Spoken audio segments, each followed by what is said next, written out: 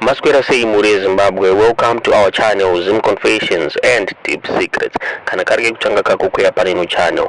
Please don't forget to subscribe. Kana uchingwa gara subscriber. Don't forget to comment and share this video muri Zimbabwe. Nasta kuigira nyaya yemukadzi wamuri kuona arapo, mukadzi anonzi Juliet Murwira. Uyo ane makore 45.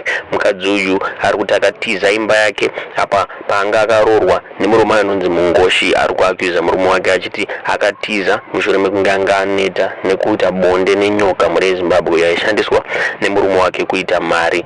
Mukadzi uyu ari kuti murume wake anga akatora mushonga wekuti business rake retransport rifambe. Murume wake ndiye owner inonzi Ngoshi Transport iyo ine mabhazi pamwe chete nematrucks muri Zimbabwe. So zviri kunzi miko yemurume uyu yanga iri kuti vakadzi vake vaizorara nenyoka yake achita mari, uyezve iye aizorara nevakadzi vakawanda kuti aite mari. Mukadzi uyu akatiza, ari kuti asiwe kutanga kutiza, ari kuti murume uyu anga ane vamwe vakadzi vakawanda pamwe chete nevana vanosvika kuma50 vaanga anavo.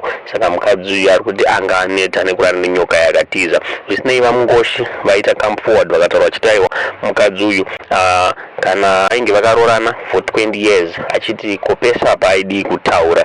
Zvinzi mukadzi uyu ada kuita cover up nyaya yake yekuti anga akurara nevamwe varume muri Zimbabwe. Inyaya yatata kuigirai muri Zimbabwe. Tiudzei zvamuri kufunga pamusoro penyaya iyi mu comment section.